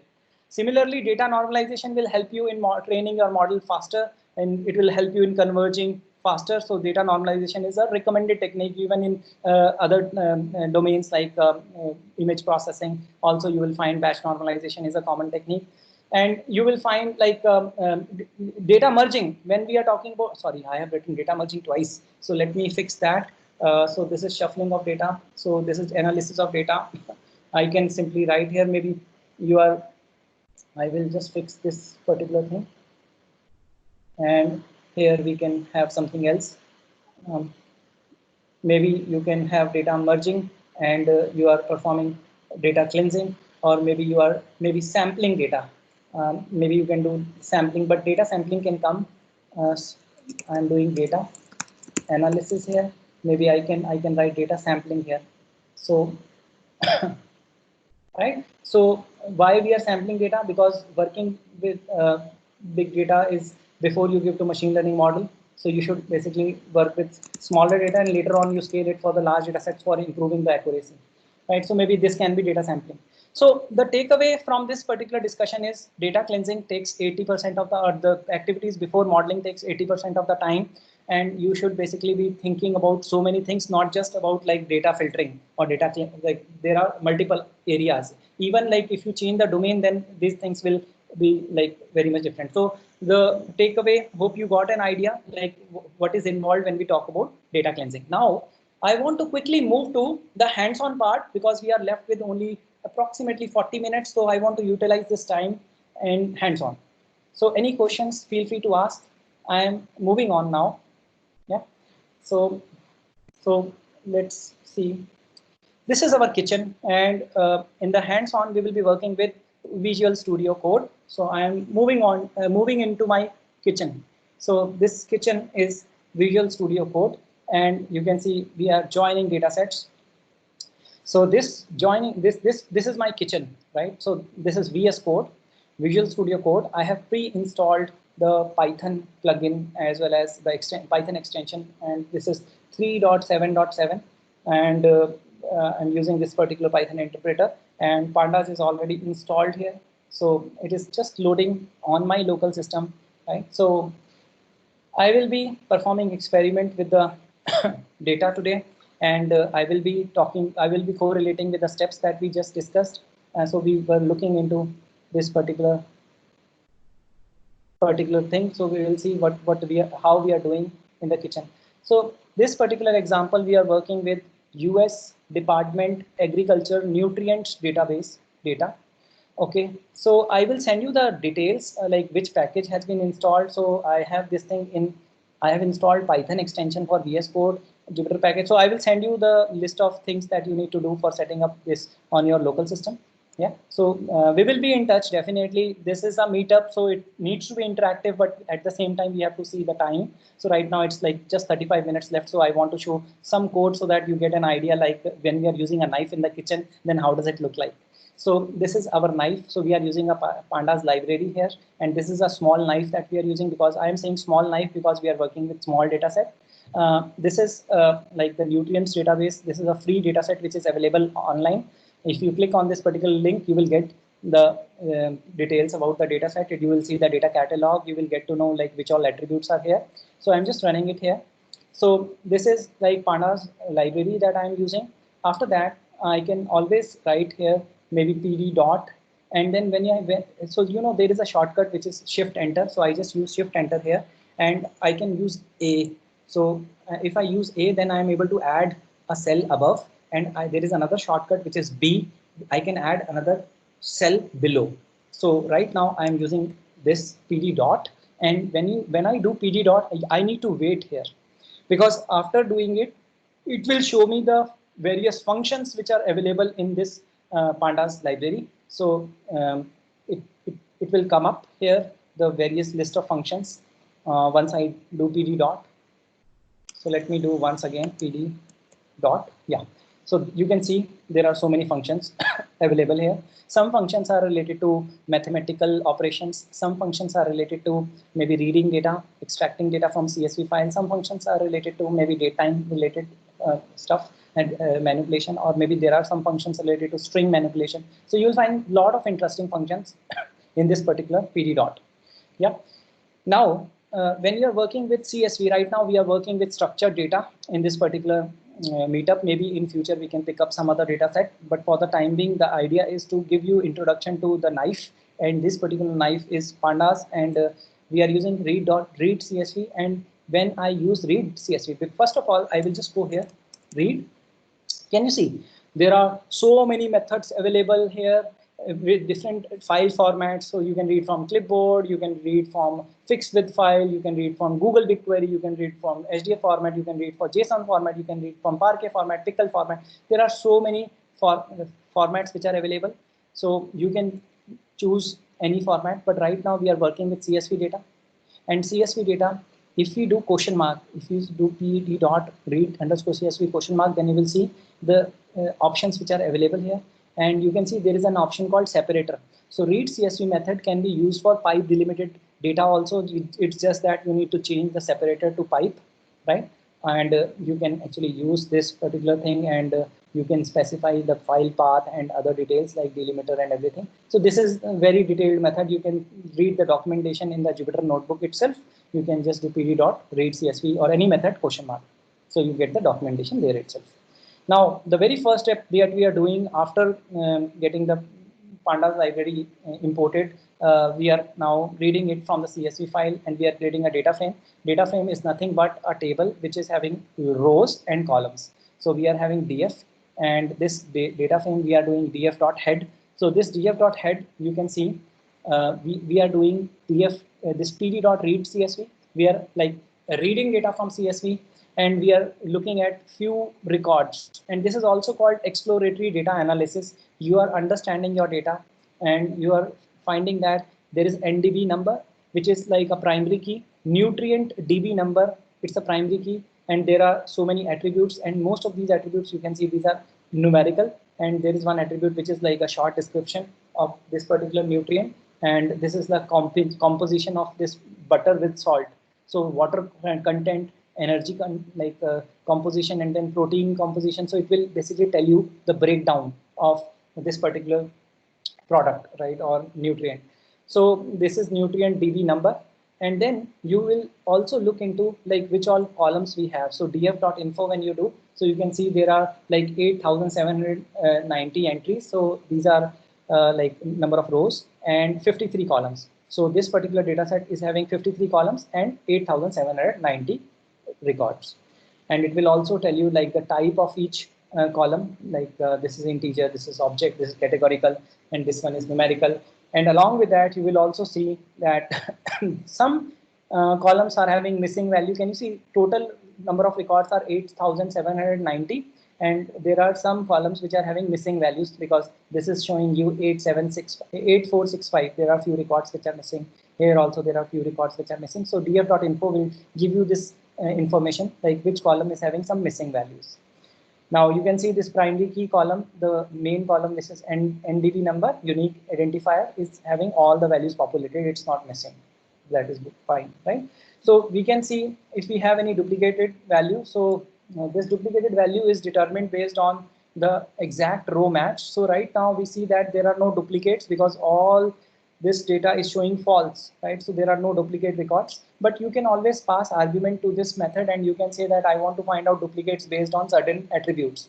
So you can say based on NDB number, I want to find duplicate. You can do that, but right now there are no duplicates. So first of all, we will mesh this data. We will first add few duplicates. So let's say we are having this results, but this result is not communicating to us that whether there is any duplicate or not. So we will first do the summation, and we will see there is no true value. So there is no true value. So that's why the sum is 0. So now we can 100% be sure that there are no duplicates in the data. So that's why it is showing us 0. So now we want to create some duplicates in the data. How we are creating duplicates? We are basically appending two different data, like same data frame twice. So we are having this data frame and we are appending this data frame df.append, and we are appending this df and df, and then you can say ignore index true. So why we are saying ignore index? Because the new data frame should basically ignore the index and basically it should start with the new index. I will show you how does it look like. So you can see we are able to append 8790 entries and we are having another 870 entries. We got total 8790 multiplied by 2 entries. So you can see each nutrient DB number is having 2 values. And if you go down, we can actually now drop the duplicates and we can look into the info. So once we drop the duplicates, we can see that we are able to get 8,790 entries, and these are all basically like now having 8790, the same things. Now we are able to remove the duplicate using drop duplicate method, right? So this is data deduplication technique that we applied in this pipeline. So data deduplication we applied.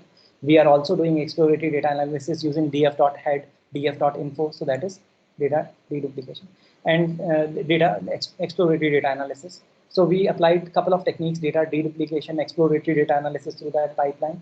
Apart from that, you can see like we are able to achieve this. This is fine. And you can see there is a small problem here. The problem is the indexes which are starting, they are starting from 8790. They are not starting from 0 index, because we mentioned this thing that keep the last index.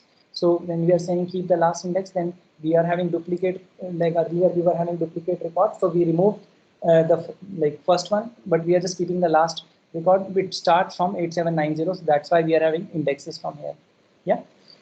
So we are able to get this, and then df.head. Any questions till now? Are we good? So if you have anything, feel free to ping on the chat or you can unmute yourself. So now we can see we are able to get the data frame back, but the index is not proper. So in order to fix this, what we will do, we will use a method which is like we will use a method, and this particular method will be reset index. We will be working with that. So there are 53 columns, and using head method we are able to see 5. But in case you want to see 6 records, then you can say, let's say I want to see 6 records. You can pass an argument and then you will be able to change number of records that you can see from df.head. Yeah. So after this we have df1 iloc, and this, why did we duplicate data? To just mess it up, right? So because data was very clean coming from US department, and it is like a public data set. So we were not having any duplicate. So we duplicated and then we deduplicated just to showcase like how do we duplicate and how do we deduplicate. So that was basically the intention. Yeah. So we have this df.iloc, and we have this rows and columns, and this column indicates that these are the rows, and this particular indicates that after comma it indicates the columns. So we are, when we say this is iloc indexed location, so we are interested in all rows and we are interested in first 35 columns. So that's how we are indicating it. So in df1 we can expect a shape which will be like 8790, and we will have this 35 columns. So you can see we have 35 columns, but we have 8790 entries. Using iloc, we are able to divide this data frame into multiple, like one part we got it.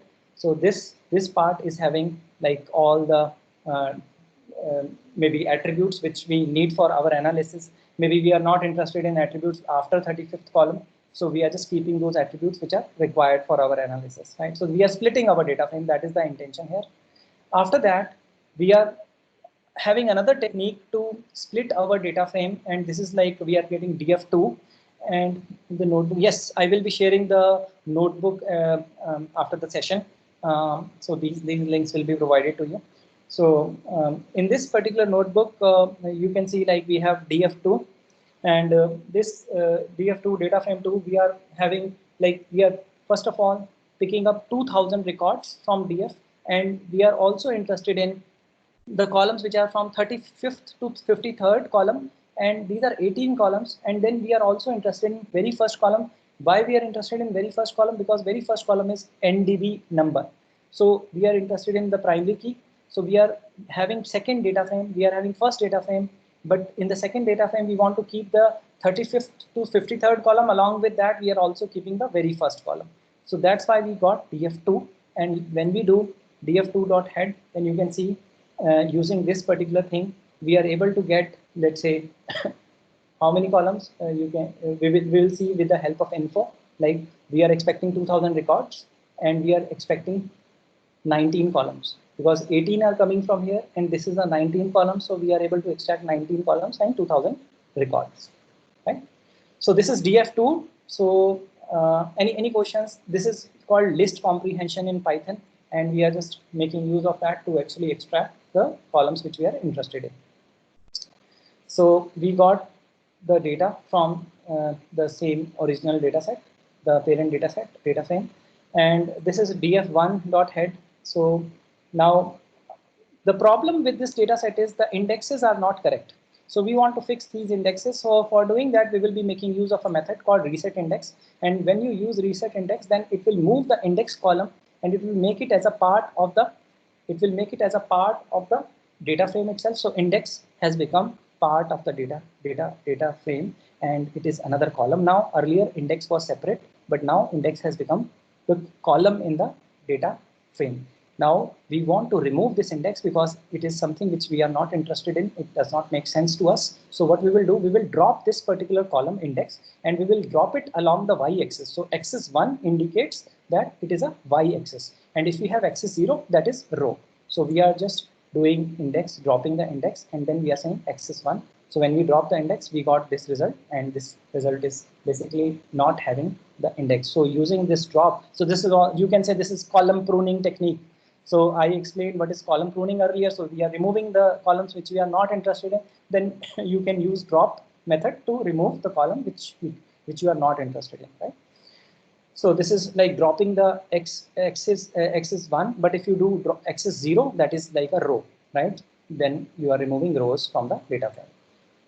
So this is fine. We are able to remove and we are able to remove it from the df2 also. This is just data cleansing.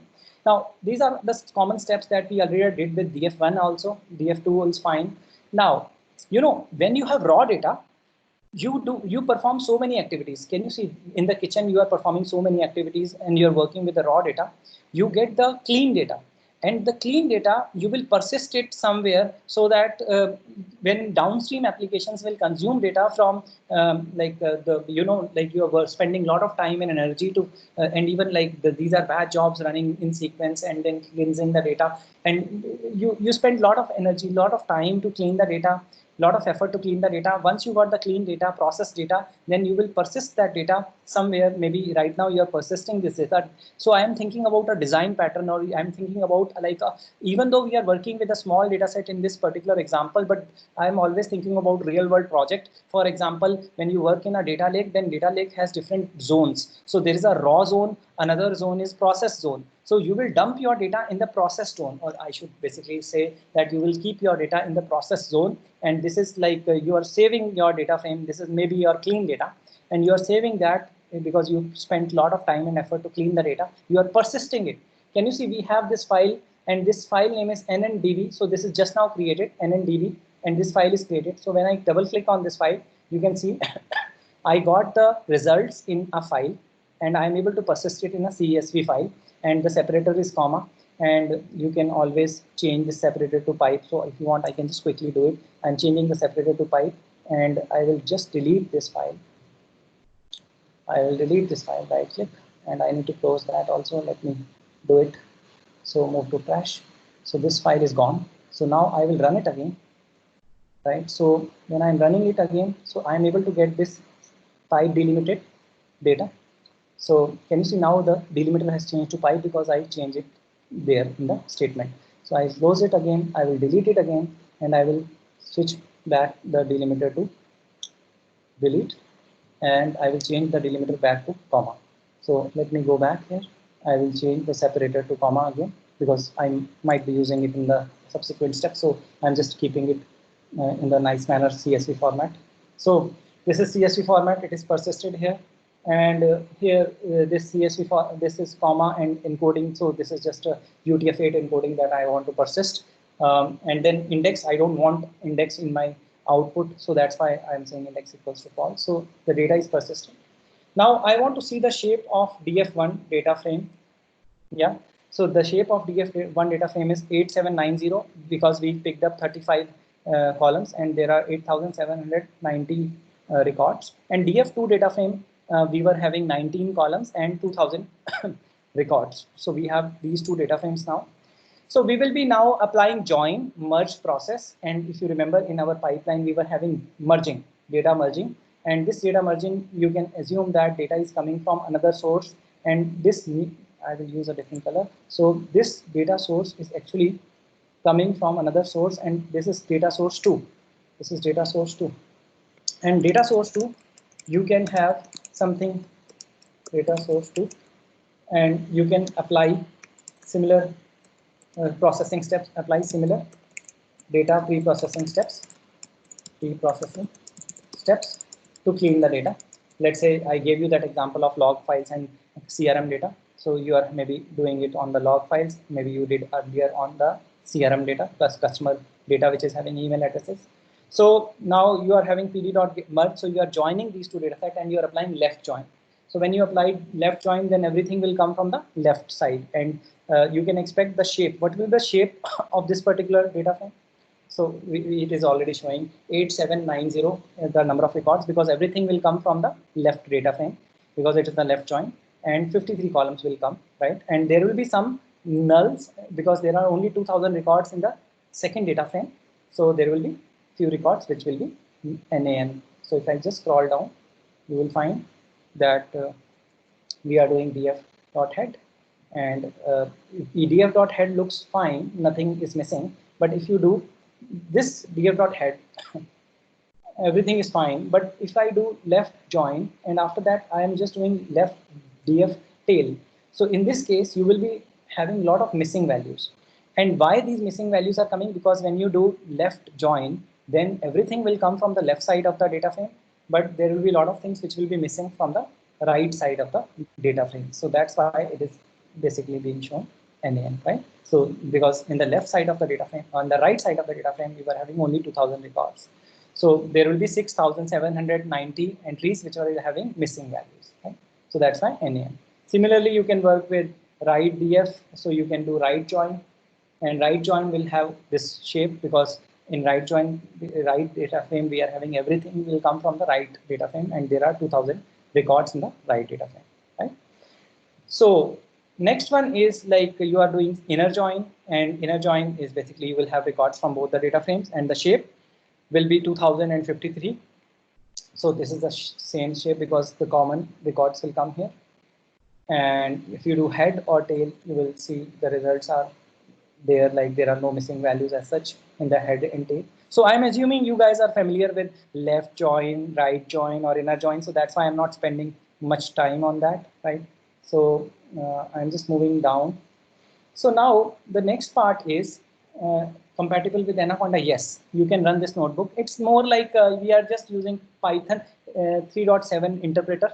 So you should basically have this version, and it will work fine. So so this is read CSV. We are reading data from another, data will come from different sources, disparate sources. So we are, let's say, having another source. Let's say this particular source is having the nutrient DB number and the food group. So you remember the very first item in our data was related to butter with salt. So butter with salt is a dairy and egg product. And a lot of times it happens that the systems which are keeping transactional data may not be having the master data. So let's say master data is coming, and concatenate, merge, and join. Okay, so very good question. So merge and join. In specifically, I will talk about the pandas. In pandas library, when we talk about merge and join, actually you will see this is a convenient method. So when you are using merge or when you are using join, so this is a convenient method. So let me show you, right? So if you do dot, then you will see there is a method called merge, there is a method called join, and join, you can implement everything from join also that we are doing through merge. So you will find that these are more convenience methods. So I'll just say question mark pd.join.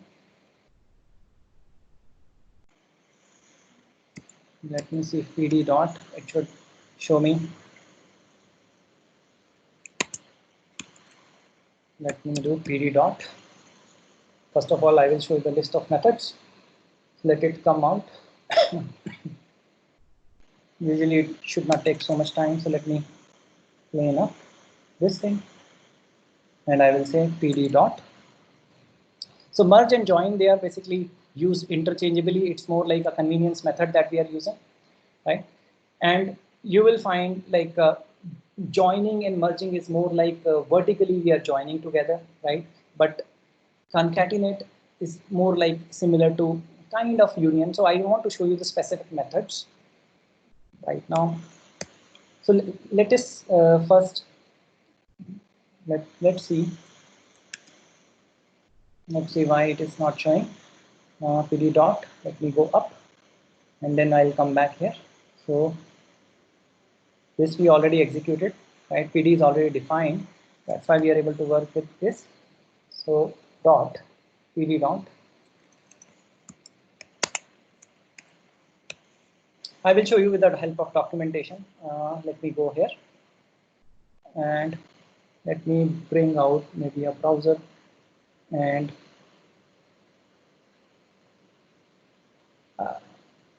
this is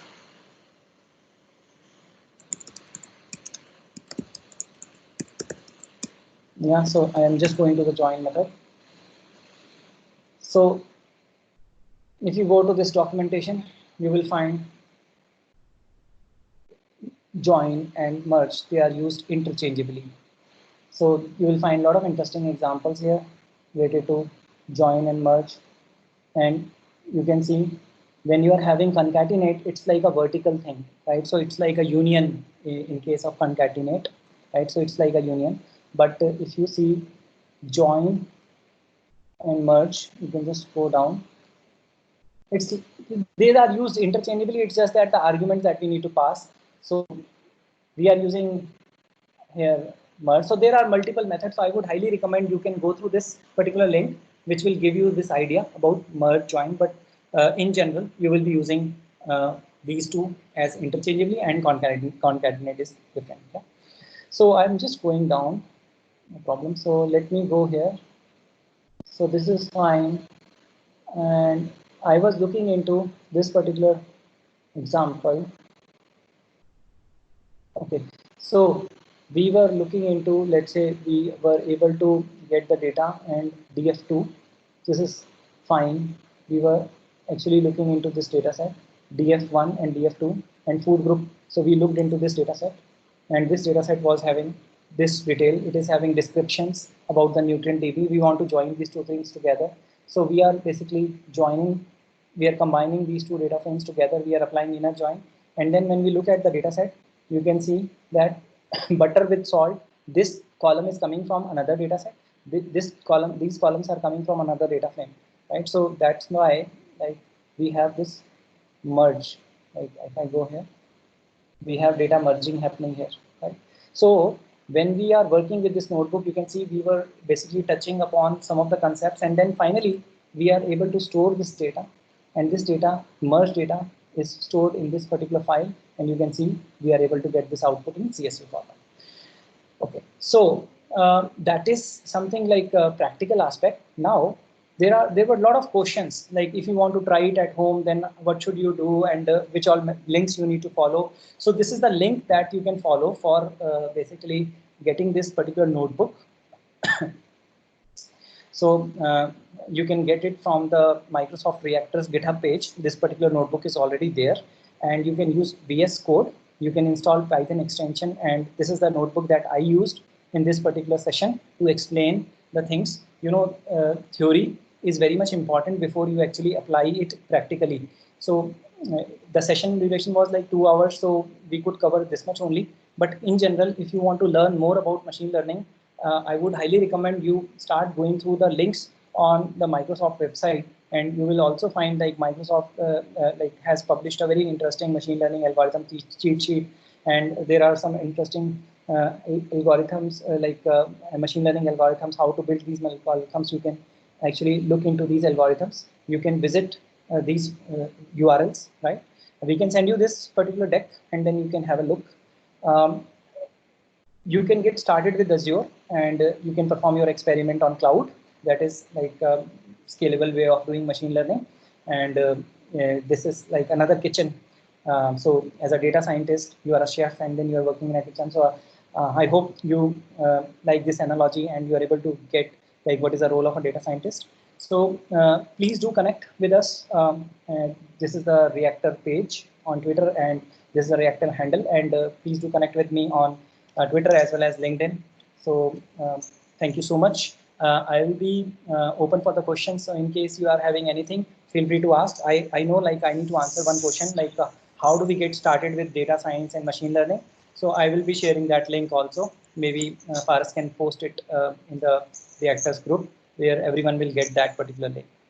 Thank you so much. So if you have any questions, please feel free to ask. The session was okay. Thanks a lot. So guys, you can just share your like if you have any queries, you can just drop in the meeting chat, or else you can just unmute and ask the questions if you have. So please do that. Thanks, Tejas. Thanks, Harshit.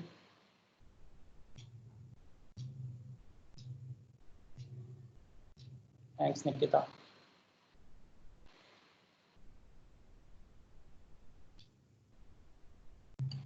So then we are done for the day. Bharat, thank you. Sure. Harshit, please feel free to reach out. No problem. In case you need any assistance, I'll be more than happy. Thanks, thanks, Kitika. Thanks, R. Thanks, Ruby. So next session will be next week. Thanks, Tara. Thanks, Ayushi. Thanks, Ruby.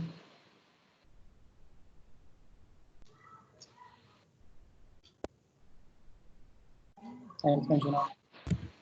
Perfect. Then, Babuk, I guess you have already told them next session is next week. So we will share the link as well. Yeah, sure. Within a day or two, we will share. And yeah, like okay, somebody is saying like please focus more on coding. Yeah, we You can can, do that. Next session we can have more coding, but theory was required for and getting the background. you have concluded such a long session in 2 hours. That's also amazing. Thank So you, Paras. that's also not easy. Uh, Perfect then. I guess we will take a halt. It has closed on a very right time.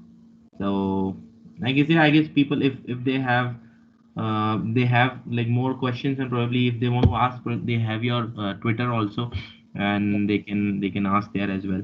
Yeah, yeah, Hello? Right. sure. So, Hello? Can I Yep. yeah, ask a question? Can I please ask? Yeah. Go ahead. Go ahead. Go ahead. Yeah, my name is Puneet. Yeah, I asked a question. I see various people solving the same problem. What I mean is, there is this Titanic problem on Kaggle. So on YouTube, I've seen many videos where people pre-process the data using or visualize the graphs using different libraries. So there are different approaches. So how do we get used to like the approach and get our head around get the intuition of how to process the data? yeah. So, there are a couple of questions when you are asking this thing. Like one thing is like choosing different types of libraries, and second thing is how do we approach a particular machine learning problem. So these are two different things, like two different questions. So first of all, let's say we talk about the library. So one thing is like you may be coming from, let's say, even in Kaggle also people solve it through conventional machine learning algorithms, or you focus on deep learning algorithms, right? So first of all, you need to see what scale of data that you are working with, right? So maybe you are using Spark, scalable machine learning through Spark, or you are using maybe TensorFlow. So do you need a bigger knife to process the data, or do you need like that kind of tool to actually process the data? Or does it make sense to make use of a smaller knife to actually work with the data, or a library which is much more convenient rather than dealing with a complex stuff? So this is like very first thing. So when you work with different types of data, then it is important that you understand the data very well, right? So based on that, you will be applying different machine learning techniques, machine learning algorithms. So some machine learning algorithms, they are like not comfortable with the outliers. Some machine learning algorithms, they are not comfortable with missing data. Some machine learning algorithms, they require certain distribution of the data to be in place, then only you can apply it. So you need to think about various perspectives, or various like you need to know the data yourself very well before you can choose a particular machine learning algorithm. So these two, actually you asked two questions. So first question was related to more like tools, technologies, and like there are so many things like we can do like through deep learning, conventional machine learning. Second thing is like which algorithm to choose when. So there are ways to do that, and in the upcoming sessions we will be focusing more on machine learning. So there you can actually see like how we are applying linear regression, how we are applying logistic, and then how we are using on the same problem we are applying ensemble learning also, we are applying maybe neural networks also. So you can see like how and why we are doing it. When interpretability of the model is very important, then how we are changing the approach. So usually you will start with a very basic model, and then you evolve that particular model and you add more complexity to it, so that it is interpretable also. It should not happen that you have created a black box and then you don't know like how to interpret the results of the model. So you have to consider many factors. So Okay, thank you you. got some idea. Definitely, it's not a small thing to answer because there are so many moving parts to it. But definitely, we are doing so many sessions. So over a period of time, when you participate more, then you will basically get to know more about it. Yeah. Yeah, Puneet.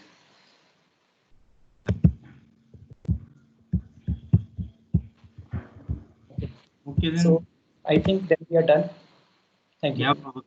I guess that'll be perfect. I guess everyone